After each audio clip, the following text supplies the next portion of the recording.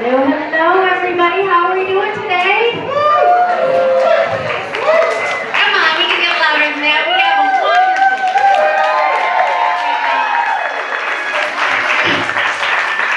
As I said, I'm Jessica Sharing, and Ashley Perry's over there. We are Downriver United 7 through 4, and we are so excited to have Dr. Abdul El-Sayed here today. It is very important that we have him here today because in all these campaigns and elections that we have, Downriver is a staple. Downriver is a staple where we want our issues heard, and we want the people in charge to be the ones that hear it and follow through. So everyone put your hands together for Dr. Abdul El-Sayed.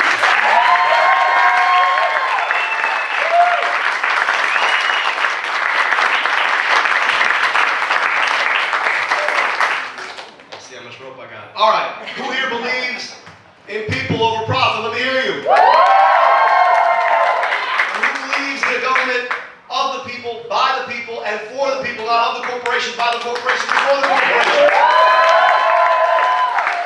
And who believes that when we come together, we can win? Let me hear you.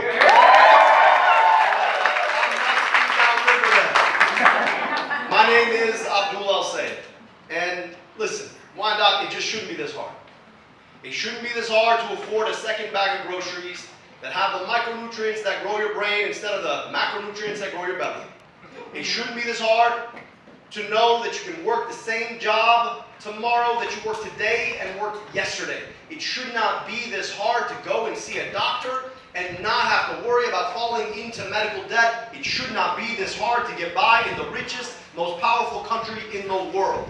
It should not be this hard.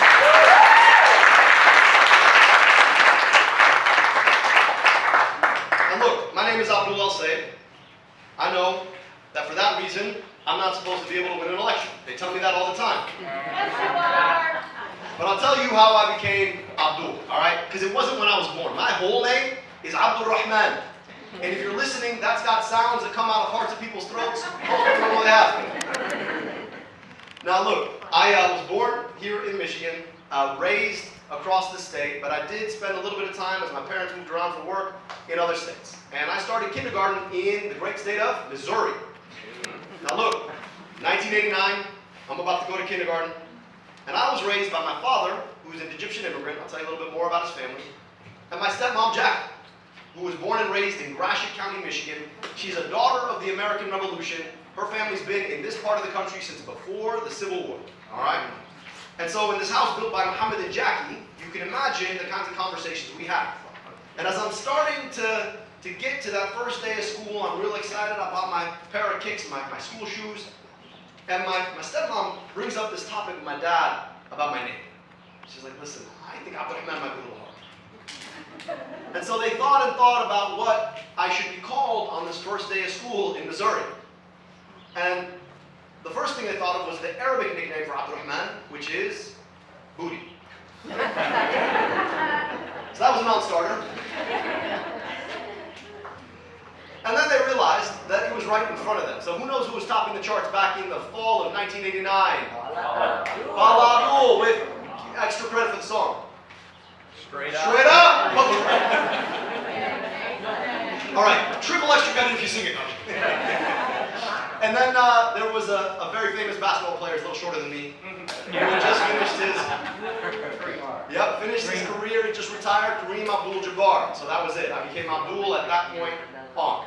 You can imagine as a kid named Abdul, who's a child of immigrants, I had no intention of ever running for office. Frankly, if my parents ever knew that I'd end up running for office, they'd have probably stayed back home in Egypt, where that was not possible. All right? And I, growing up, wanted to be a doctor. And that had everything to do with how I spent my summers. Now, I'd usually end my summer in a cottage on a lake in Montcalm County, Michigan, Crystal Lake. If you've ever been there, it's beautiful. That cottage has been my family for generations. But that was after I'd spent most of my summer, usually before summer vacation even started, in Alexandria, Egypt, in a one-bedroom apartment, hanging out with my grandparents, aunts and uncles, and cousins. And most of my time there, I'd spend with my teta Soraya. She was the wisest, most intelligent person I have ever met in my life, but she never got to go to school. She was the 9th of 14. She gave birth to 8 children. 6 of whom she raised, because 2 died before their first birthdays. My father was her eldest, so he watched his siblings die before he turned 5. And my grandmother had this incredible gift for storytelling. I remember seeing Aladdin the first time and being like, nah, it's better when my grandmother told the story. But when I'd come to Egypt, right, I'd usually walk in, especially in my teen years, I'd have my hat cocked backwards, I'd have my American kid swagger, and she'd have to pull me back down the stairs. So she'd pull me aside, Habibi, come sit down. She'd point to one of my cousins, that one is smarter than me. Point to the next cousin and say, I don't have to tell you, he's taller and better looking. Third one, nicer and kinder hearted. Fourth one, works harder than you do. Fifth one, more athletic. And it kept going until I knew that every one of my cousins had something on. And by the time I was a puddle on the ground with like my hat on top of the puddle, okay, I'd ask her, Tita, like, what do I have going for me? And she'd say, Habibi, you have the best thing of all. What's that? I said, you get to leave at the end of the summer. And what she was teaching me about was opportunity. We're taught that success is all about hard work and inborn ability. And I know very well the opportunities I had because I both got to get vaccinated against diseases that killed an aunt and uncle before I even knew what a vaccine was. I got to go to incredible public schools, a public university. I got my medical education paid for by a public agency, the NIH. I also understood what that was because I got to live in the front row seat to what my life should have been, but for the accident of history that allowed me to come here. Sometimes people like to point at my name and say, oh, you must hate America. No, I love America. I know exactly what America did for me. But here's the crazy thing about it. I also know what America denied to many other kids. In the 15 hours I would travel to Egypt, I would travel 10 years difference in life expectancy. I didn't have to go 15 hours. I grew up in Oakland County, just 15 minutes from any neighborhood in the city of Detroit. I could go 15 minutes south on I-75 or the Lodge, and I would travel the same 10-year life expectancy down. And the crazy thing is those kids, they had all the basic opportunity, all the basic skills I should have had, but they didn't get the opportunity. Kids whose families have been in this part of the world before mine ever came. And it didn't have to be 15 minutes. I could go 5 hours up north and travel that same gap. I wanted to be a doctor because I wanted to do something about that. Now my pathway there, I got to go to the University of Michigan, and the first time anybody actually told me I should think about, go blue. Go green too, honestly, I was supposed to do it. Alright? Just as long as you don't go red, alright? Alright, OH I don't do it. Alright? But the first time anybody told me I should consider running for office, it was at my college graduation. I was the valedictorian of my class at Michigan. I got the incredible opportunity to give the commencement speech. And the only speaker anybody even went to go listen to that day, including my own parents, was Bill Clinton. Okay? So I give that speech, and I've been practicing for like weeks and weeks. You gotta imagine. I nailed the speech. Right? I felt really good about it. Go sit down. And then Clinton calls me out in his speech. My parents clapped for me for the first time in my life. And then afterwards, he comes up to me. Son, why are you going to medical school? I kind of looked at him. The first thing that came into my mind was like, well, I'm brown and Muslim, which is what we do. But in all seriousness, I love people, I love science, and this is how I want to serve. He said, you know, you have a real gift for communicating. Maybe someday you'll run for office. I kind of chuckled at him. I was like, did you see my name? There are 11 letters in my name. That's just the first one. All right? People like me don't get to run for office. And we both laughed about it. That was 2007. Y'all know what happened in 2008. I watched a guy named Barack Hussein Obama run for and win the presidency. I was like, well, maybe. Let's file that one back. Went off to medical school, right? Did a PhD in public health at Oxford. I had the opportunity to go as a Rhodes Scholar.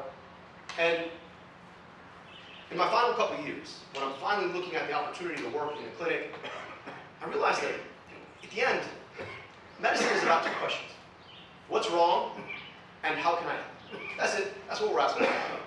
And too often, the answer to what was wrong had a lot less to do with the physiology that I spent all this time learning, and a lot more to do with pathologies in our politics. Do you get to breathe clean air? Do you get to drink clean water? Do you get to walk in your community without being victimized by a neighbor or the state itself? Do you get to afford your groceries? Can you work a job that doesn't burden you with chronic stress? Is your home a safe place for you? Can you even come to a doctor's office without being worried about falling into debt? Those are the things that pattern health and disease, and I realized I had to follow those back out of the clinic and hospital into the community, which led me into a career in public health. I spent some time as a professor, and after that, I realized I wanted to get into the communities I wanted to serve, and I got this opportunity to rebuild Detroit's health department after it had been privatized when the state moved in and forced it into bankruptcy. They shut down a 185-year-old health department in a city with a higher infant mortality rate than my father's native Egypt, a city with threefold the probability of asthma hospitalization and fourfold the probability of exposure to lead than the state average. Shut it down. I walked into a department that had 150 employees that had just come back from this nonprofit, sitting in a huge room, kind of like this one, in the back of the municipal parking department, all right? I gotta be honest with you, I had no clue what I was doing. I walked in, for the first 2 weeks, I'm like aimless. I'd spent 7 years learning the theory of public health, but honestly, when it came to rebuilding this department, I didn't know where to start. And that's when I got to meet a little boy. He was 3 years old, fourth child of a 21-year-old mom, and met his father maybe 4 times in his life because his dad's in jail. But this kid did something very uncommon. Many of you, all of you I'm sure, have met a 3-year-old. Most of the time what happens is they look up just enough to make eye contact, realize they don't know who you are, and then bury their face back in their pants. Kid didn't do that.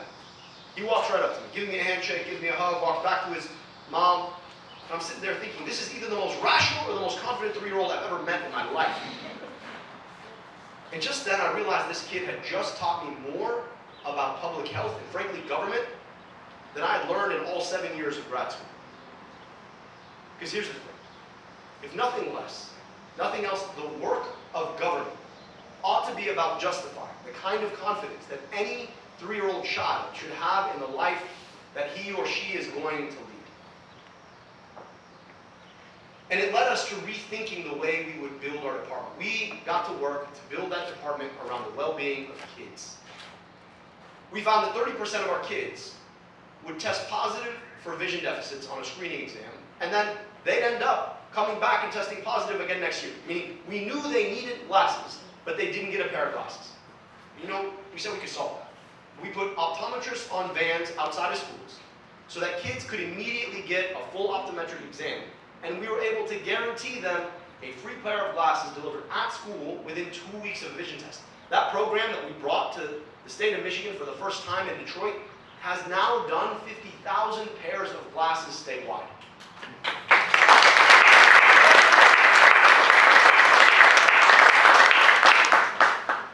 Y'all know Marathon Patrolling, right? No. You're going south on 75, right? It's that weird skeleton city with the Pistons basketball, you know what I'm talking about? Yes. Right? Every time you drive by, it smells like someone dealt one in the car. That's Marathon Patrolling. They wanted to raise their emissions of sulfur dioxide, even though the EPA had said that there was too much sulfur dioxide in the air. And so we were able to stand up. We worked with the local community, and together we forced them to invest $10 million of their own money to reduce their emissions when they had wanted to increase them. And then after Flint, we realized our kids could be exposed to the same lead we were hearing about in Flint, in the place where we concentrate our most vulnerable people most of the day, most of the year, which is their schools. So we had every school, daycare, and Head Start tested for lead in the water, tested the first 68 schools, 19 of them tested positive for lead. We were able to get them on the pathway to lead safety. Not only that, but that led me to helping to rewrite the lead safety protocols for the whole state. Most recently, I've been serving in Wayne County, this county right here, okay? And alongside leading everything from vaccines to a program to deliver health insurance for small businesses, to making sure that our federally qualified health centers work well, to running a WIC program, we also wanted to do some big things, especially after COVID. We found that Wayne County, our county, ranked number 8 for medical debt nationwide among all counties. And we realized that we could do something about it. We could put that debt away for pennies on the dollar. So we did. We set about to eliminating every penny of medical debt, $700 million, up to $700 million for 300,000 people in our county.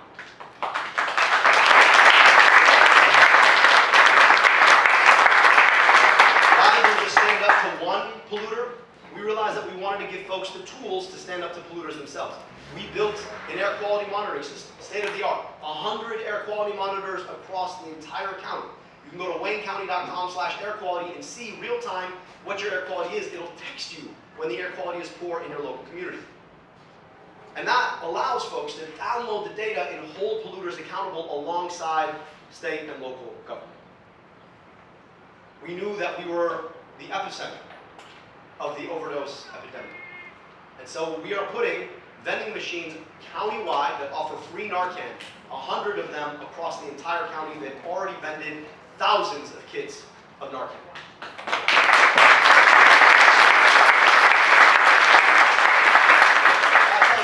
I love that job, right? It was the kind of job that I knew my Tata would be proud of, right? Leveraging our opportunity to serve people. And I'm never going to forget the day that I had learned that the Trump administration had frozen federal funds. It happened like 6 months ago. It feels like 6 years ago now. You all remember that day? Yeah. And I'm sitting in my office looking at all the line items that are now frozen. Our WIC program, food on the table for moms and babies, frozen. Federally qualified health centers, the last line of healthcare defense for people who otherwise can't get it, frozen. Our vaccines program, frozen. And then I get a push notification on my phone telling me that after a long and storied career, that our U.S. Senator Gary Peters was not going to seek re-election and there'd be an open seat. And I had to ask myself then and there, where is the fight for all of the things that I dedicated my career to serve people by addressing the circumstances that made them sick in the first place? Now, here's the thing, this is not my first foray into politics. Y'all might remember I ran for governor in 2018. I see some familiar faces from that campaign.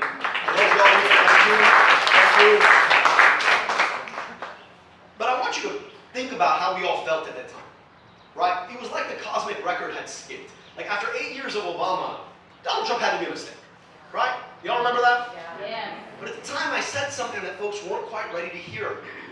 And that's that Donald Trump himself is not the disease of our politics. Donald Trump is just the worst symptom of the disease of our politics.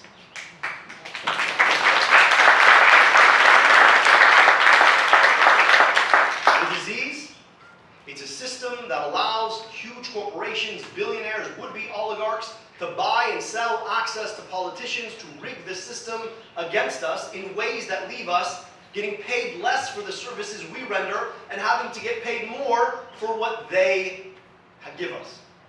Whether that is DTE, whether that is Blue Cross Blue Shield or the rest of the health insurance corporations, whether that is Meta and all the other social media apps that frack our attention through our eyeballs and eardrums, they take, we give more, and we get less. Now, there are going to be a lot of Democrats who tell you that they're ready to fight back. First of all, if you talk about fighting, you don't know the first thing about fighting. Fighting is not a talking about kind of thing. Okay? Fighting is a doing kind of thing. But it's not enough to just fight back against Donald Trump. This is not a WWE, right? Where we just fight and then there's like a call back to the last season, and then the old one you thought you vanquished comes back. That's not how this works.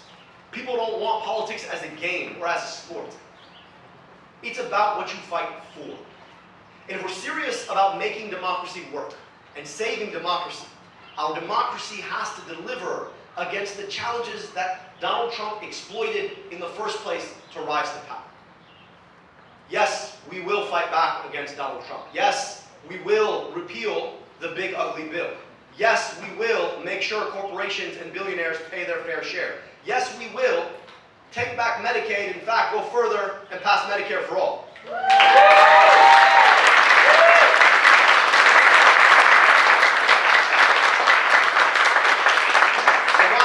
Campaign about three very simple things. Number one, we absolutely have to take money out of politics. That means codifying an end to Citizens United.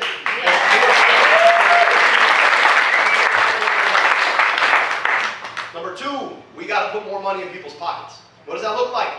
It means making sure that corporations can't gobble each other up so that you only have a couple of options, meaning they suppress our wages and raise our prices. We have to hold corporations accountable.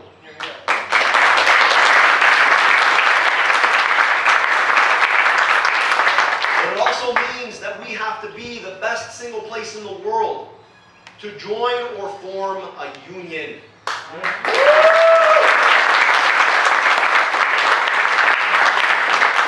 it means that this should be the best place in the world to build and scale a small business. Because here's the thing about it. You know how many millionaires you can have for 1 billionaire? You ever done that math on that? 1,000. 1,000. And I would much rather have an economy that gives us 1,000 millionaires, all building small businesses in local communities who have to actually see their workers in the eye and spend their money in their local community, than have billionaires in places like Delaware or wherever billionaires go these days who are unaccountable and simply spend their money to figure out how to dominate other people.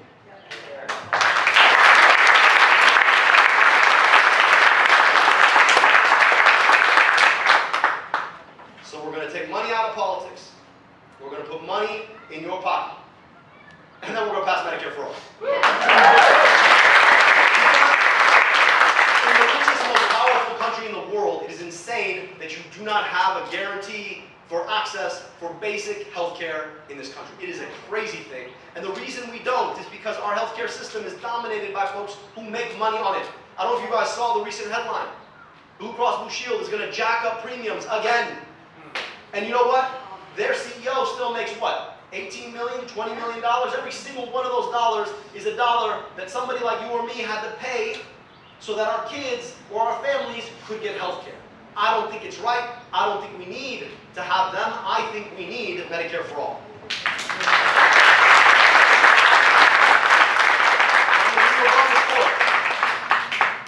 Any of y'all spend any time in a local public school recently?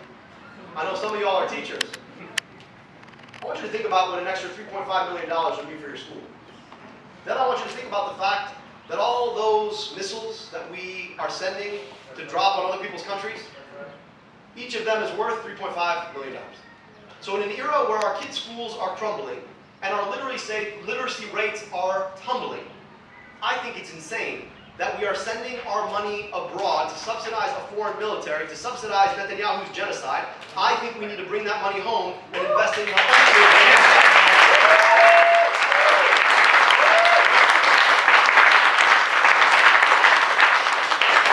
Now look, I know, my name's Abdul. They remind me all the time. I'm like, I know, I get it. I've had the name for 35 years.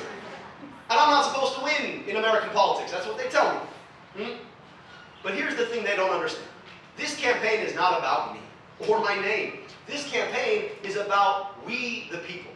It is about building a movement in which people see themselves because we are showing up to fight together for the things we need and deserve.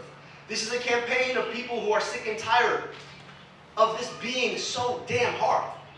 Of people who recognize that it just shouldn't be this hard to do the most basic things in the richest, most powerful country in the world. People coming together out of love for themselves and one another to build something that is bigger than the sum of the parts. It's about people putting their shoulder into the work and deciding that a government of the people, by the people, and for the people ought to show up for the people. This is what this is about. So when they tell me I can't win, I tell them you don't know who I'm working with. Because when they tell me I can't win, they're telling me you can't win.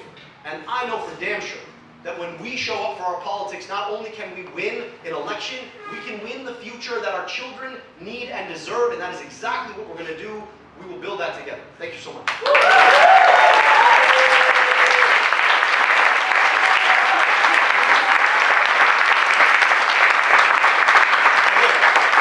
I've said a lot of things. I'm really excited to hear from you. So I know there are some questions, thoughts, perspectives. I would love to hear them. Ann. Hi, my name's Terry. I'm a teacher at Wyandotte High School. So thank you for cleaning up Marathon. My students appreciate it. That's one of their biggest complaints. Also, thank you for your glasses initiative because I've seen my students go for their exams, come back, and then go down and pick up their glasses. Thank you for that.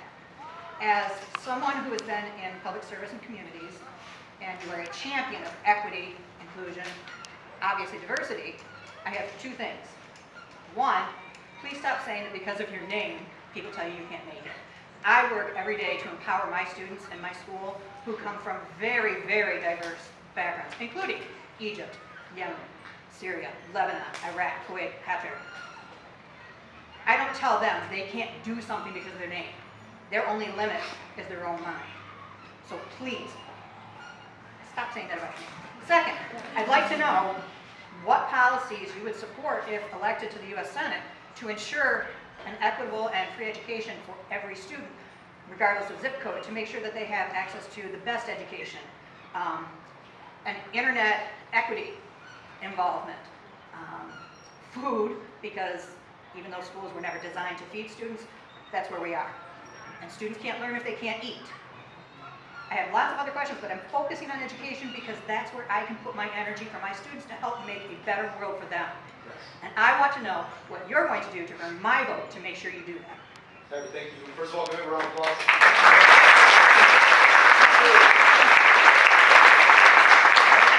Teachers today aren't just teachers. Teachers are teachers and also asked to show up and be social workers, and also asked to show up and be like repair people, and also asked to show up and do all the other things around their students. So Terry, thank you so much for that. Terry, I gotta be honest with you, right? I've had my name my whole life. And you know how many people told me I can't do things because of my name? I'm not somebody who lets that hold me back clearly, right? But I do think it's important because it is a, we'll just say a whisper campaign among Democrats. I'll just say it. Because what happens is I walk into rooms like this, and people walk out and they're like, wow, that was great, I feel energized and excited. And then there are people who call themselves good Democrats who are like, well, it's not me, I just don't know if he can because, you know, his name's Abdul though, right? So I want to hit that on the head. So I lean all the way into that because I want to thoroughly disabuse people that somebody named Abdul can do and be anything in our United States of America, including a U.S. Senator. So someday, if I don't achieve it, I hope that one of your students do, and I hope that you'll keep telling them, as somebody named Terry, that they can do and be anything that they want to be. So I thank you for saying that. Now, talk about education. There is a reason why there are some really, really great school districts and not so really, really great school districts. And part of that reason is because of the way that we pattern how we fund education. So much of the education is funded via property taxes, right? Property taxes are a function of property value. Property value is a function of how desirable some property is versus others by virtue of the law of supply and demand, right? And so it's a pretty crazy thing that when we know that there has been a historical effort to directly redline some people into some communities and not others, that we continue to port the values that people in the 40s, 50s, and 60s placed on those homes into the quote-unquote engine of social mobility when we continue to fund education based on property value, because by definition we're porting the historical racism of of redlining into the way we fund what is supposed to address that, which is schools. And I think that's kind of nuts. And so to me, I think it's really important that every kid gets the same value of educational investment regardless of who they are, and that follows where they live in their schools, so that we are funding schools equitably across the state. I also think that school funding tends to pay for operation, but it doesn't tend to pay enough for facilities, which is why we watch as schools are crumbling in communities across the state, and we're asking good folks like you to come in and teach in places where we haven't invested in the basic infrastructure of school. I'm never going to forget when I worked in the city of Detroit, going to a school where I saw literally first graders having to wear their coats in the middle of the day because the boiler didn't work. You literally could see icicles from the ceiling. And those were first graders going to school. That's insane in the richest, most powerful country in the world. But then the last thing I'll say is that we've got to invest in the people who do education. So that means investing in more paraprofessionals so that you can be a teacher rather than having to be a social worker and a repair person and a counselor and all the other things that they ask you to do, and you can focus on teaching. And then the last point is we should just pay teachers more, right? Like the idea that teachers, right, the people we entrust, I mean, there's a magical thing about education I want you all to understand. If I teach you something or you teach me something, it's not like I gave it to you and I forgot because I gave it to you. Like education is one of those unique things that when you give it to somebody else, you just multiply it in the world. You would think that this is one of the most important things that we would value as a society, but we don't pay our teachers like we value them, and then we get the outcomes that we get, right? And so last thing I'll tell you is I just think we need to pay teachers more. And I think if we do those things, address the way that we have allowed racism to shape, right, historical racism to shape how our schools look into the future, address the fact that we don't have a coherent way to pay for school infrastructure, invest in paraprofessionals, and pay teachers more, I think we have a much better education system. Appreciate your question.